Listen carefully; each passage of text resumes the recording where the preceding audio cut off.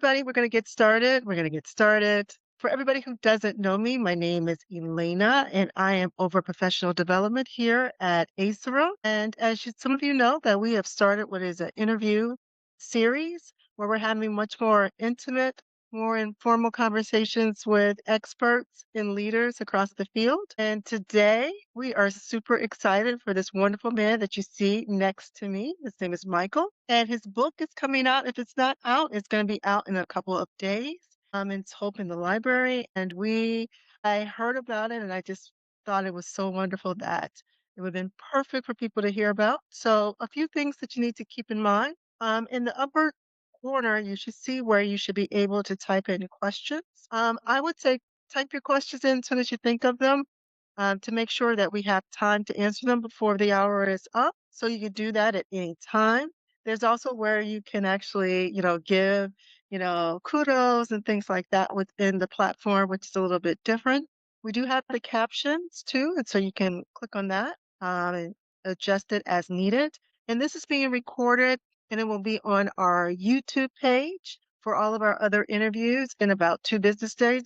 Also, don't worry about the book. I will also insert the link to the book as well in the YouTube page, so you'll have access to the book. And I hope that everybody buys one copy. So, without further ado, I'm going to get you to who you came to see, which is Michael. And our first question is him to tell us a little bit about his origin story and why we should buy this book immediately. Great. Well, thank you. Thank you for the invitation to be here and speak with this group about this book or even the ideas that are associated with it. I Every time I start talking about AI, I kind of want to hurry up and then hear what questions people really have and what thoughts they have. But I'll do the due diligence here, answer the questions. I mean, obviously, a lot of us have fears and anxieties about AI. And some people worry about big existential risks. Those are largely speculative, of course. People are concerned about malicious uses, and those are serious. But there are really smart people working on those things. And I think that what most of us are concerned about is losing all that's good about human intelligence. If you know Dante's Inferno, the people there are described as those who have lost the good of the intellect. They pass through this gate, abandon all hope, you who enter here. And in my book, I argue that, libraries are places of hope. And, as we think about this powerful technology, libraries are a great resource in terms of the resources they provide for helping us, remember the past and imagine the future. There are signs of hope, they provide structures that enable us to realize our own goals. And so I think throughout their long history, libraries have created information practices to shape technologies that have navigated significant historical and social changes. And I believe we can do this with AI as well. And so I think that is relevant and I'm hopeful. And so that's my hope is that this book actually does provide librarians and people interested in libraries and others more hope about our particular moment in time, and how we can shape AI in a way that's really aligned with our hopes, our greatest hope. The second question would be about, students, whether it's students or anyone in higher ed might think that now that we have AI, it can replace things already. It can replace my professor, it can replace research. We don't need you argument that people are always afraid of. So if someone came up to you, your provost, your president, and said, "Hey, we don't need you guys," or "Why do I need to continue to invest in libraries because of this new technologies?" What would be your advice? And I actually get those questions quite often from everyone, board members down to random people I meet when they found out I'm a library director, and so that's in the book. But I guess my first hope is that we don't think that such replacements are desirable, even if they are possible. And I think we often take for granted how much information is connected with formation. So in education, higher education generally, kind of just do two things. We help people interact with information, discover information, create information, but we're also forming people in a certain way. And those can be very narrow specific, be a productive worker, but they can also be much richer than that. Be a good worker or be a responsible citizen or be a good human being. teachers do much more than transmit information. They are involved in the process of transforming learners. And librarians do much more than facilitate access to information. They help people develop and cultivate formative information practices that shape them and enable them to work with information in particular ways. So AI can help with this, but it can't do all this on its own. There is a role for AI, I think, in a lot of what we're trying to do um, in our libraries and in our institutions of higher education. But you still really need people to engage with people and to cultivate people. I agree with that.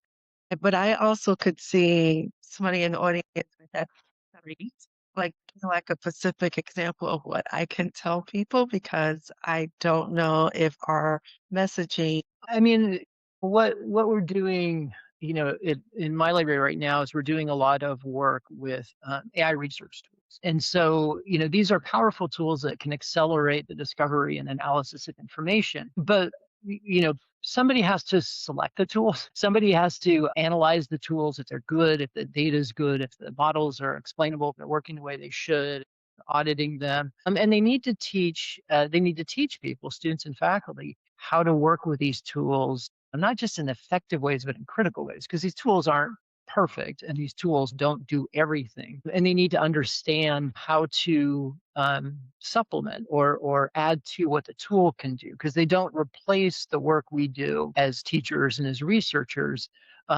There's still work for us to do. And so I think that the when we lean into automation, there's a lot of really important decision points we have to make about what can we automate, what's worth automating, what are things that we still want to do ourselves, and why do we want to do them ourselves, because we think they're worth doing, because they form us in particular ways, and so forth. So practical applications still require a lot of human expertise, a lot of human direction, and of course human control. Follow with that. As your organization is looking to incorporate this, right?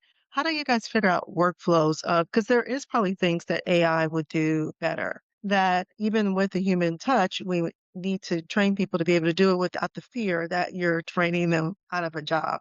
Right. So that like, hey, this will make your life a little bit easier and to know secretly I'm not trying to get rid of you in a year. So like how do Right. you work? Well, I think libraries are interesting because we've been leading automation for a number of decades. We've automated a lot of our backend operations, circulation and cataloging and inventory control and information exchange and things like that. So we already have within our history, and I think within our DNA, this ability to automate a lot of these tasks. But what's interesting is if you look at what's happened in parallel with that, as the systems became more complex, we started to create new kinds of jobs to help people work with these systems. So information literacy emerges in the 70s, not coincidentally, but because we had automated these systems, it became a lot more complicated to engage with information. And similarly with the digital transformation of libraries, we've created a lot of other jobs that have to do with research support, data services support, and so forth. So the same thing is happening with AI. We can automate some back end office things, and there are certain tasks that will go away that we maybe not need people to do, but there are other things that we need people to do that really are much more public facing and much more involved in sort of the teaching and learning and sort of research support side of our organizations. But there is a transition there, and I don't want to gloss over that, because that can happen. That can be a hard transition if you're trained to do a particular type of work, and then that work can be automated. We have to be really careful, sort of how we help people, transition or reimagine their work and skills. No, I'm finding that a lot. Those are questions that people are asking. Like, we're not trying to get rid of you, but as we're trying to realign.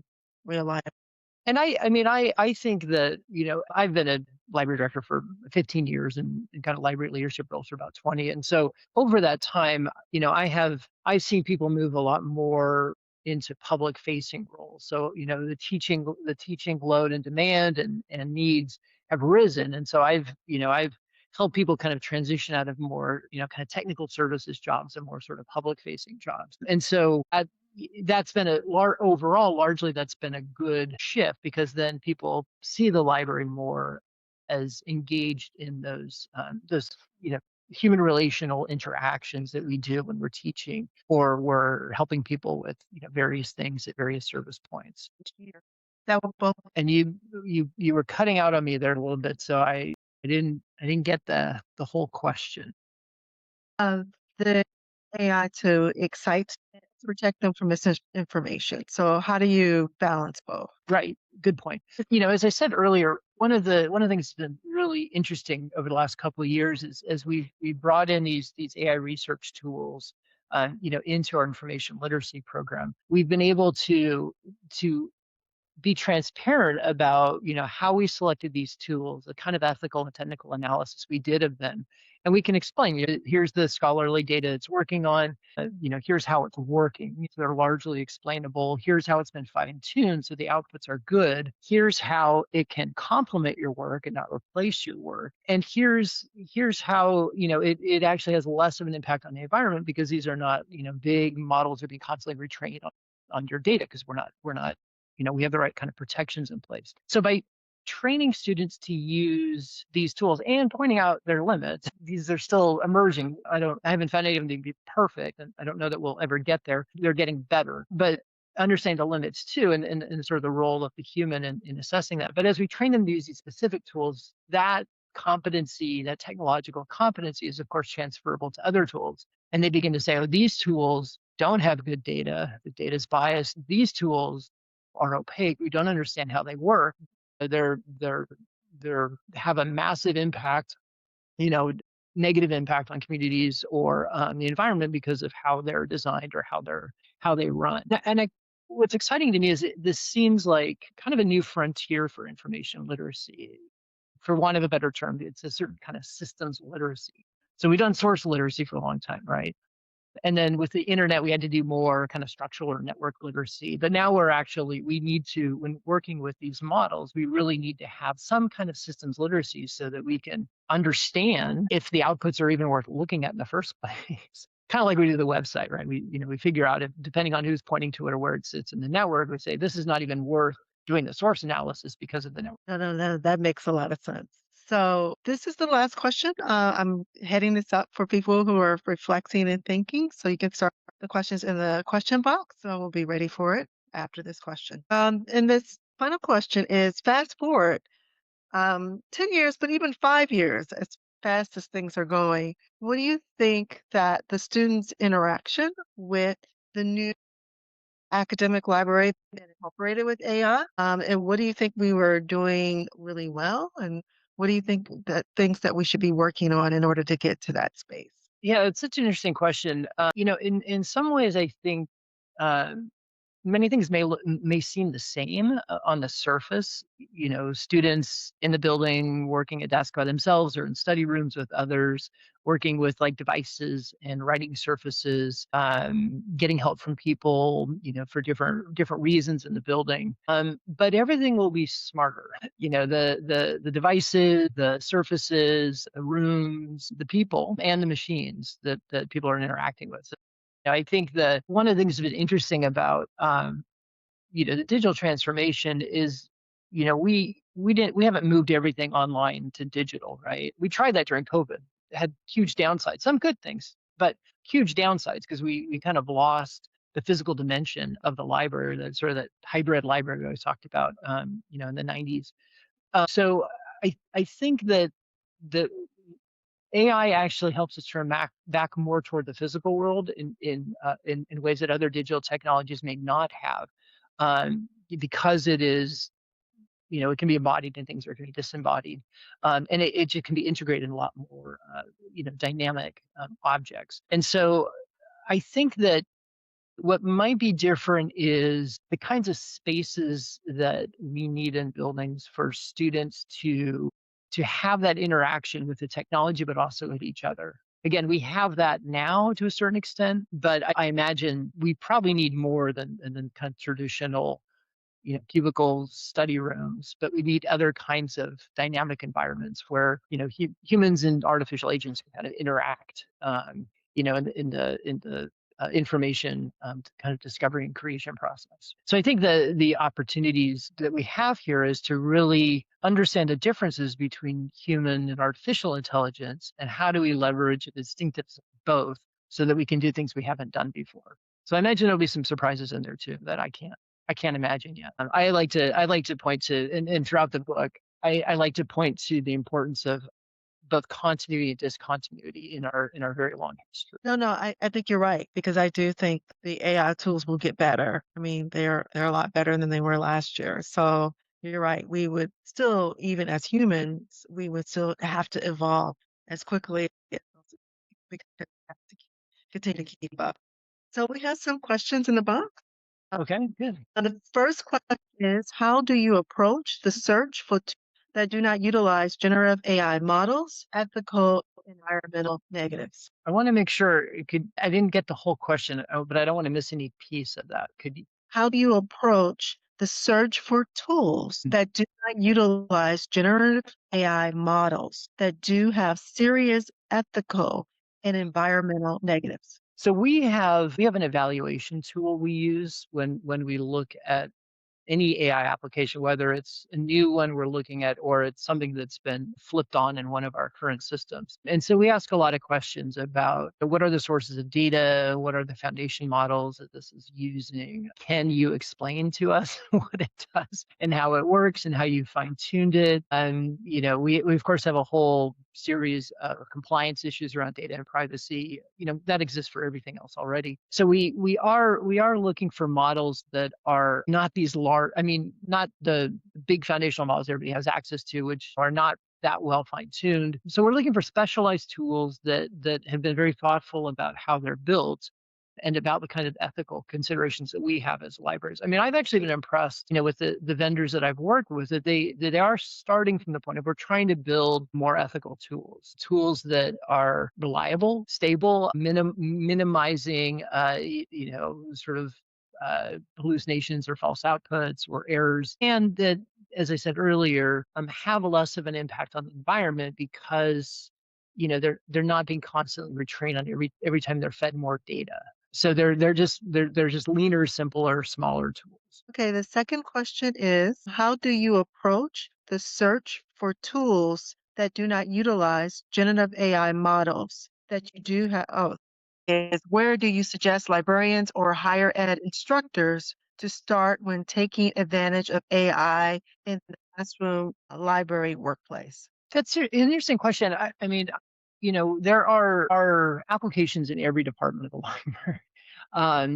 So I've talked a lot of so far about our research tools, which I think are interesting because it's a chance for us to transparently show how we're learning about the technology as we share it with our faculty and students. Another area that I'm excited about, having kind of come out of archives and special collections, is a lot of the tools that can be used for describing, processing, and analyzing archival material. So for decades we've been digitizing all this stuff and putting it in open repositories. But now there are a number of tools out there, both free tools as well as more specialized tools you can lease, that will begin to sort through and access and search all that data and find really interesting connections. So that's another area that I'm excited. I'm farther removed from that because I don't work with that stuff directly anymore, unfortunately. But our archivist is always like, oh yeah, we just found this new cool connection or this thing that we had, like, really interesting information that was in these documents that nobody had ever read before but had been digitized and transcribed. So there's a really interesting set of applications there. And again, it's description, it's discovery, it's transcription, it's even like visual processing. Like you scan something and it'll say, oh, this looks like it's in this style or this. So it's and to Elena's point, I mean, these tools, I check in on these tools every once in a while, and I really am shocked how quickly they are improving and evolving. And how good they're getting. And so I think the next frontier really is much more automated discovery. So you have these agents that go out there and are searching your stuff, and then they're bringing back stuff to you. You might want to look at this or pay attention to this. So, but So those are two areas, but I do know that we're looking at AI applications in our makerspace. We're looking at AI in terms of cataloging materials. We uh, also provide a place of expertise for other campus, other departments on campus who are interested in AI or don't know where to start. So I think the answer to the question may be just wherever you are in the library, whatever your area of expertise is, there's something out there that you could be exploring. A premium product probably, but even probably a free product you begin to just experiment and play with. No, I think that's correct 'cause, it is just like I remember one time, the ongoing joke is my mother said that she wasn't working with AI, and she thought it was a horrible thing, and it's like she turned it literally in the kitchen and said, "Alexia, what's my favorite meal? What's my favorite ingredients?" It's like, "Mom, I'm warning you." That's what's interesting to me is that, 10 years ago, is when I started to, my whole career has kind of been about digital transformation of libraries.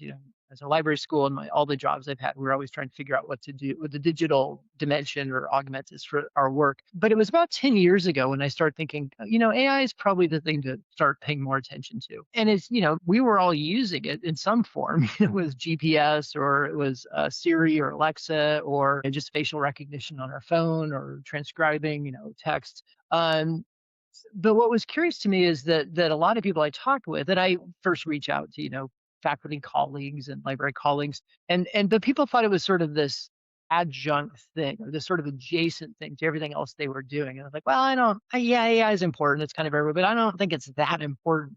Then you fast forward to like the release of OpenAI's ChatGPT, and suddenly everybody's talking about it and everybody's playing with it and using it. And that's a contested thing that happened there. And I had mixed feelings about that. But what the reality was is it introduced a very powerful tool to a lot of people. And we could no longer ignore this technology that had been with us and we've been using in various ways, even in libraries, especially in libraries, older classical forms of AI. But yeah, it is sort of interesting when people are skeptical now. It's like there's a carve out for a certain kind of AI or a certain instance of AI, but then all the other AI that we've been using for decades, that we're okay with that. And again, I understand that. I understand the reasons, and the newer forms of AI raise a lot more questions than the older forms did. But machine learning has been around for a while now, but now it's at the center of everything. Yeah, no, it's true. So the next question in the box is, can you discuss what are the limits of AI research tools? There are a lot of current limits just because of a lot of these tools only have access to certain data, or some tools have access, or metadata, I should say. Some have only access to some content based on, publishers are building their own models and they're using their content. And so the biggest limitation, I think, is just coverage. You're either dealing with like open, metadata largely for articles, better than books, or you're working at a really, really powerful tool, but it's only content that vendor owns. So that's one of the challenges I think we face right now. I think when you get into when you sort of, if you're in a domain that's sort of aligned with a publisher, that it's easier. But if you're doing research that is outside of that, it's not going to be as helpful. That's a practical limitation. I don't know how all this stuff gets like combined and sorted. I fear it'll be like the multiple streaming options you have. You have to subscribe to this to get that and subscribe to that. But I'm hopeful that, as we realize the potential of being able to search across all these different content domains, that we might have better tools that have better coverage. The generative AI synthesis, it's not perfect yet. There's still flaws, especially when something is a surprise. It's not sort of the predictable outcome and something odd happens. Of course, statistical model doesn't, the statistical model doesn't expect that. So there are some errors there. There's a lot of kind of complex technological solutions to try to address those things and minimize those things. But I always feel like if some of the more interesting stuff is going to get missed because it's unique and it isn't what is probable. So those are two. And well, business models, but that's not the software. That's an economic challenge. But the business models for these things are not very stable. and are still. It kind of gets into the next question, AI society. Like, where are you at?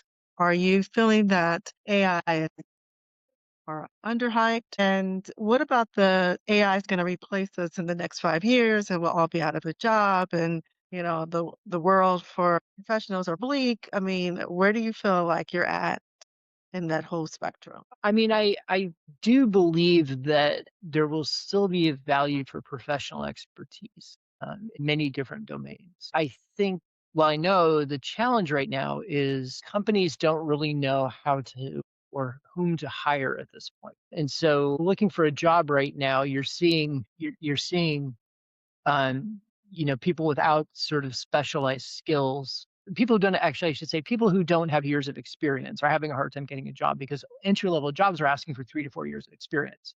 On the other end, people who learn to code, they're also having a hard time finding a job because they have the skills, but they don't have the experience. And so there's this sort of um, hollowing out of a lot of entry level jobs. At the same time, a lot of companies are leaning on the professional experts to work with these AI tools, especially domain specific AI tools, to figure out how best to leverage these for more productivity, efficiency, and gains. So nobody knows what the future of work looks like right now. We know it's challenging to prepare students for that. We know it's challenging to for many people who aren't on a clear professional track to get a job. But I think as we've seen in the past, people are still needed to add value to what these tools can do, and those people need specialized skills. And so the challenge we have is we for ourselves as well as our students. I mean, we're in this odd place where we're preparing our students for the future work. We're also creating our own future of work.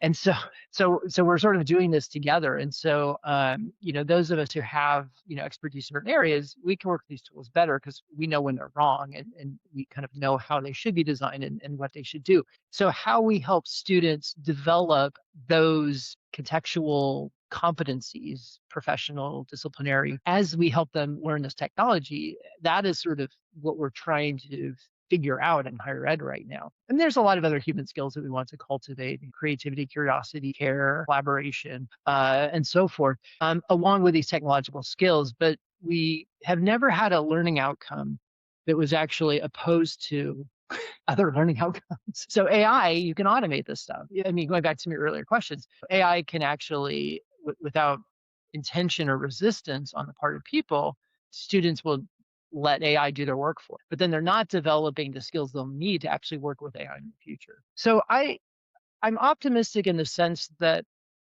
um, we if we can help our students develop both the human and technological literacies they need to enter the workforce, they'll shape the future of the workforce. I mean, we're preparing our students hopefully to shape the future of work, and that I think is why there will be work in 5 years. And I also just I think that work is really an important part of being a human being, and if we could, and again, I don't think we can, but if we could automate everything, I don't think that's not a vision of human flourishing that I think any of us would really be satisfied with. I might have wandered from did I miss any part of that question? I might have wandered into my sort of musings on the future of work, but No, no, no. I think if they had a question, they'll come back. So, okay. but the next question in the box is about school library. Says it's hard for her to encourage students to use large language models because of the amount of errors that they have for their own experimentation and searches. And how do you address this with students and other teachers, especially about the getting better, but it's still there. It really is still there. Yeah, it is a challenge if you don't have access to good tools. If you if you're working with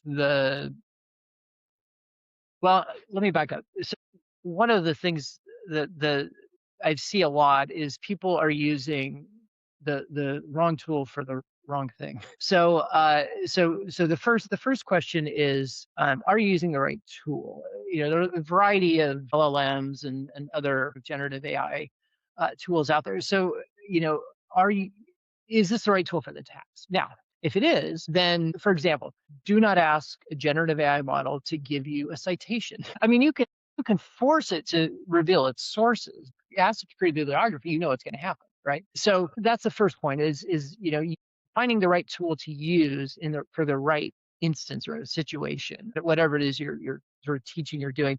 The second thing is to actually learn from the badness of the tool. When the tool fails, to understand why. I think that's an opportunity for learning as well. So even even if you're using a general kind of open model and it's giving you bad answers, you have to do the work then to verify that they're bad answers. But you can use that as a learning exercise. Find prompts that work, find prompts that don't work, and explore it that way.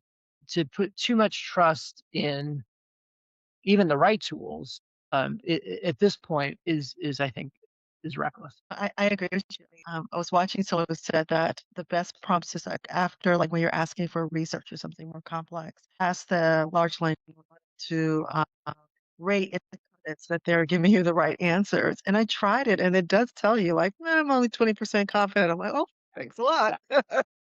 I'll go take a look at that. You're not confident. I'm not confident. So no, I just thought it was funny because she said, no, so the model will tell you when it's hallucinating. I'm like, oh, And that's why, I mean, that's why the models will get better, become more specialized. But I think right now, going back to this idea of what all of us have to do is we have to understand enough about how these models work so that we can know whether or not they're even worth using or worth our time.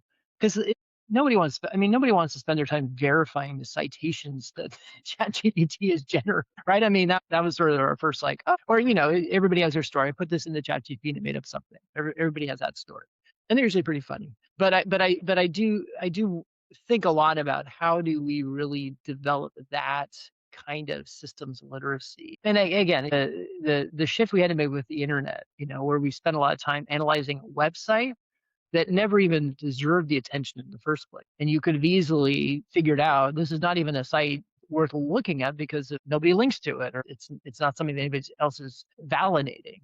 So there's another shift there that I think we're trying to figure out now with when you're working with AI system, how do you analyze the system before you analyze its output? that's a really good point, especially with the internet when it first started. We did spend a lot of time trying to teach students what was accurate and how to look at it, and let's look at the URL and this and that and the other, and all these different strategies to teach them that everything that's on the internet is not true. You're right, it's sort of similar. Yeah. So you have another question, and this is about can higher information institutions do in this crazy, regulation and oversight over this stuff. Everything you do is rapidly. There's to be a lot of guidelines or law. Like it just feels like I do this a lot. That AI feels like a runaway train, and we haven't sort of got our arms wrapped around it. Yeah, we just make a little bit different institution. So we didn't start with guidelines. We started with projects, business cases. Now, at the same time, we did work on how do we begin to provide guidance on using tools. And what we've ended up with is really more of a framework than policy or governance guidelines. So we have compliance. So we have to comply with all the laws about data, FERPA, HIPAA, et cetera. We have a risk management component. Certain types of AI uses need a lot more scrutiny. We have institutional values. These are sort of the ethical things that we care about based on our identity and mission. And then we have a lot of technical considerations about the data, sources of data, explainability of models, impacts on the environment and so forth. So it provides a flexible enough starting point for us to refine as we need to. But because the technology changes so quickly, and because new technologies pop up, like agentic AI, we weren't talking about agentic AI a year ago. And now we're talking about it. To spend a lot of time on governance and clear policies is maybe not the best place to start. We'll get there eventually as these things sort of stabilize and we really do understand better, what the kinds of questions we need to be asking. but having at least a framework about known ethical issues, about your own institutional or personal or professional values, about, again, compliance, that's not new. That's always been there. Just reminding people that you can't take data from our institution and put it into an open model, things like that. So I don't know if it answers the question. I don't know if I got the whole question, but it is a dynamic landscape. And I think that starting at that high level and then zeroing in as you need to. And there's still a lot of open questions for us as an institution. At what point do systems need to be vetted by the university IT department? At what point do we need to disclose how AI was used for a particular, business function? Things like that. We're still exploring. We're still discussing those things, but we have a framework where we can begin to fill that out. Yeah, she said great. She said thanks. So I looked at the question box. There's no more questions. I just want to thank Michael again for his great presentation. And his book and other information will be out in about 2 to 3 business days. I'll have it on our YouTube page. Thank you. All right. Thank you, everyone, for your time and attention.